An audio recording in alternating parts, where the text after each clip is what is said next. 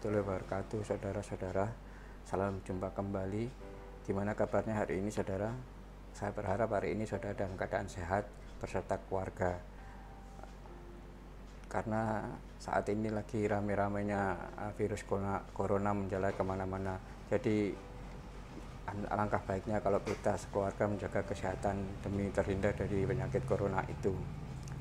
Saudara-saudara, video hari ini saya akan membahas penyebab kegagalan dalam interview.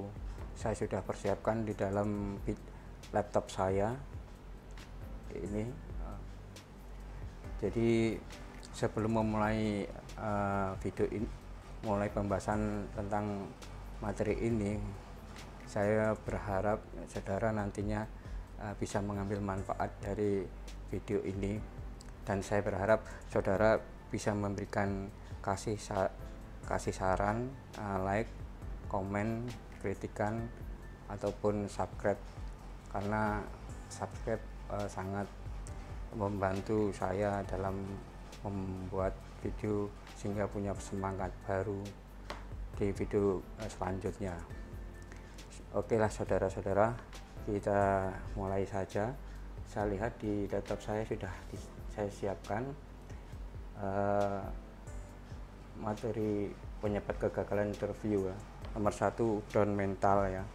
Saudara-saudara, sebelum Anda menjalani interview, persiapkan dulu adalah mental saudara.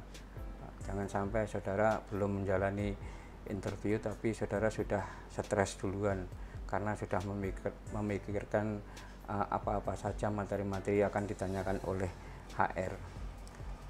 Saudara harus menenangkan mental saudara. Anda harus berpikir bahwa interview adalah proses yang normal ya. Diterima ya syukur, alhamdulillah. Nggak terima ya nggak apa-apa, masih ada langkah selanjutnya untuk melamar di tempat lain. Jadi bukan harga mati bahwa saudara harus mendapatkan posisi jabatan di perusahaan itu. Masih banyak kesempatan-kesempatan yang saudara raih di tempat lain.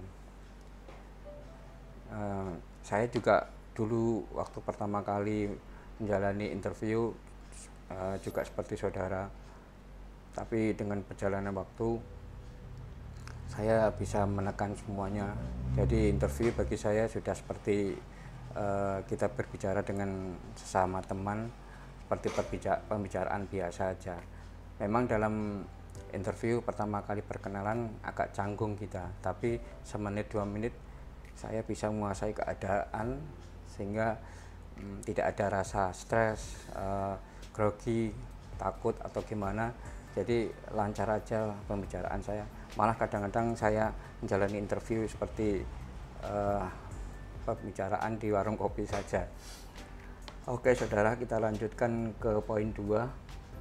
Tidak yakin dengan potensi dalam diri sendiri. Jadi seringkali kita mengelamar pekerjaan atau posisi jabatan di perusahaan itu, tapi kita tidak yakin dengan apa yang kita miliki, apa pengalaman dan skill yang kita miliki mampu nggak menjalankan tugas dan kewajiban pada posisi tersebut. Ini yang juga membuat saudara ragu-ragu dalam melamar pekerjaan. Karena apa? Karena melamar di posisi itu sepertinya saudara keterpaksaan karena melamar ini itu tapi belum dapat pekerjaan, tapi saudara berusaha untuk mencari alternatif lain yang Anda sendiri tidak yakin untuk dapat menjalankan tugas itu. Sebetulnya mencari alternatif lain nggak masalah, asalkan saudara yakin dan mampu untuk menjalani tugas dan tanggung jawab di posisi tersebut. Kalau Anda yakin dan mampu untuk menjalankan posisi dan jabatan tersebut, why not? Mengapa tidak? Karena banyak orang yang berhasil tidak sesuai dengan backgroundnya, tapi malah dia berkembang di posisi tersebut. Oke, kita lanjutkan.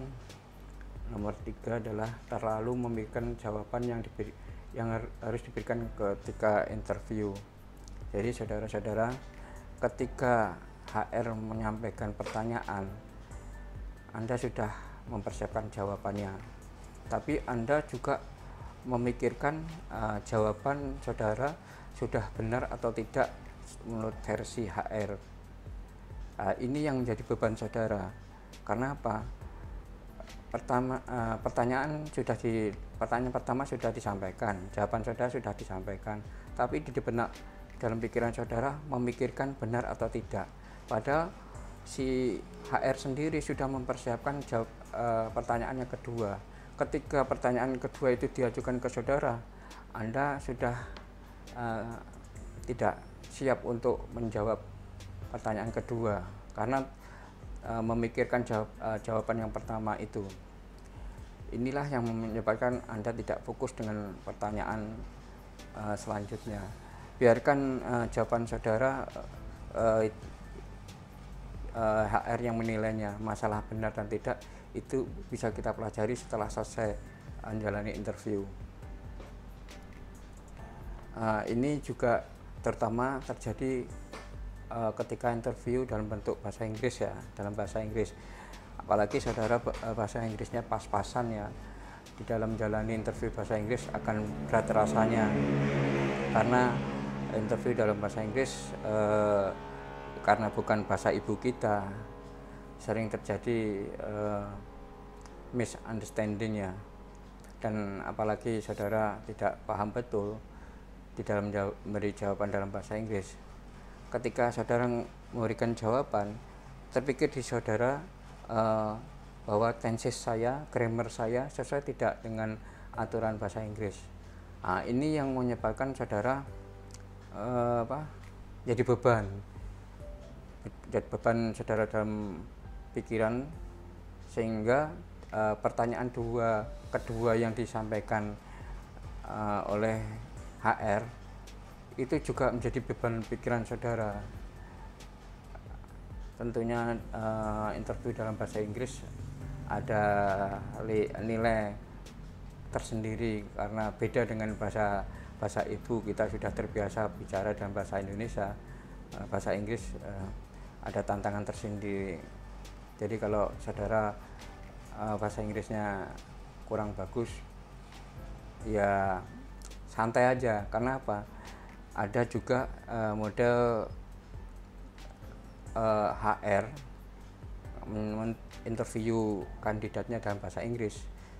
Kandidat itu terbata-bata menjawab pertanyaan dari HR itu. Ini diceritakan klien saya, dia interview dalam bentuk bahasa Inggris, padahal dia bahasa Inggrisnya pas-pasan, dia menjawabnya terbata-bata. Kebetulan yang interview itu orang Vietnam sama orang China. Karena justru karena dia terbata-bata itu, dia malah keterima di perusahaan itu.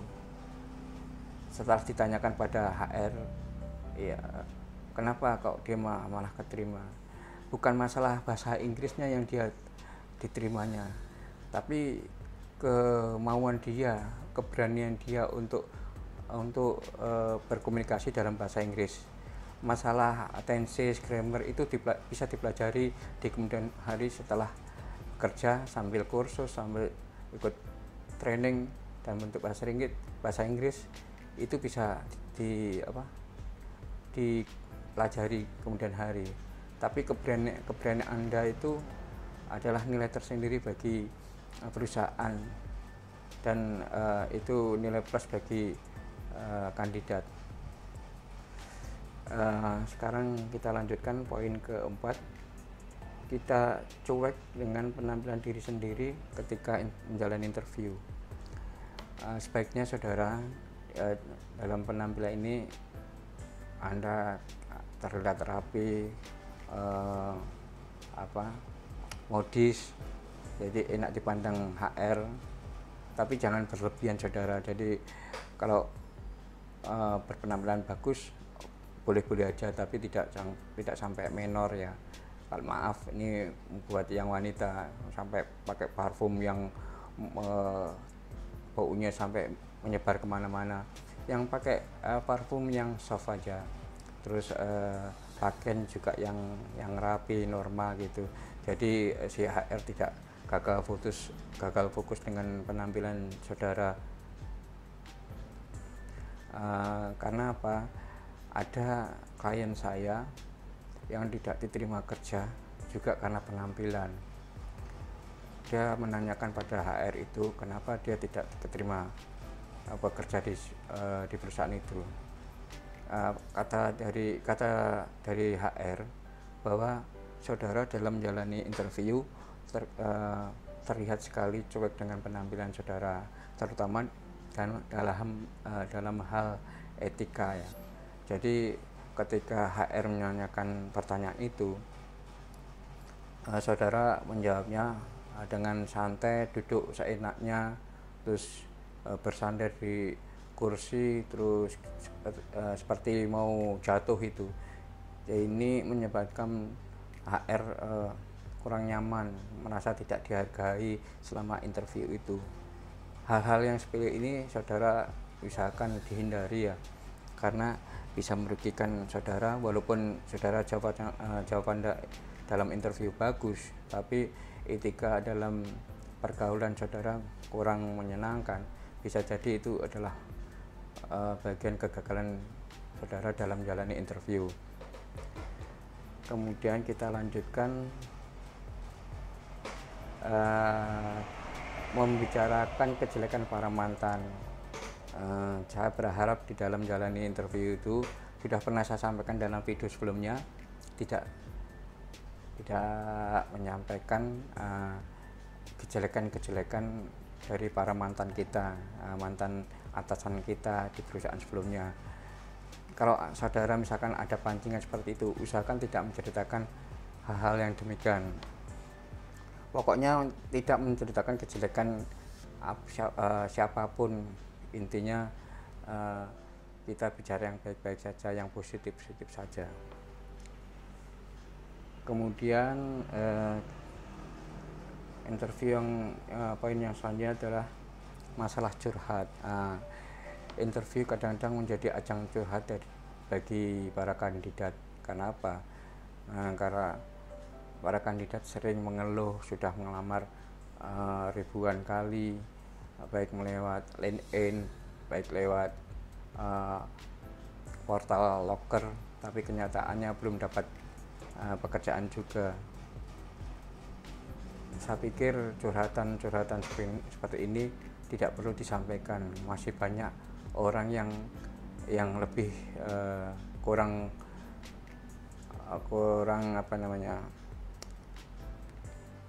daripada saudara, tapi masih tetap berusaha untuk mendapatkan pekerjaan. Curhatan seperti ini akan mendapat penilaian kurang bagus ya dari HR. Karena apa? Curhatan nanti dapat menjadi penilaian bahwa saudara ketika bekerja di perusahaan itu mendapatkan kesulitan dalam pekerjaan, saudara akan sering curhat juga, sering mengeluh dengan yang ada sekarang ini. Masalah interview ini bisa saudara pelajari dalam buku saya.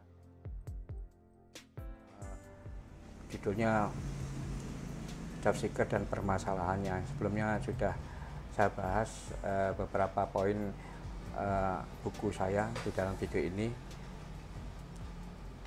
Saudara bisa mendapatkan buku tersebut. Maaf saya promosi buku saya. Buku saya kebetulan saya susun berdasarkan pengalaman pribadi dan pengetahuan yang saya miliki. Jadi bukan asal-asalan membuat buku. Jadi fakta real di lapangan, buku itu disusun, ditulis. Begitu saudara yang bisa saya sampaikan dalam video ini yang membahas tentang kegagalan dalam interview. Mungkin di selanjutnya kita akan membahas hal yang lain yang lebih menarik. Barangkali saudara bisa menyampaikan ke saya poin-poin materi apa aja yang menurut Anda perlu dibahas bersama. Jadi saya tidak mencari-cari lagi, jadi kita membahas sesuai dengan permintaan saudara yang barangkali saya bisa ngasih jawaban. Kalau belum bisa ngasih jawaban, nanti akan saya usahakan untuk mencari jawabannya. Saudara, begitulah untuk kali ini video saya. Saya berharap video ini bermanfaat buat kita semua.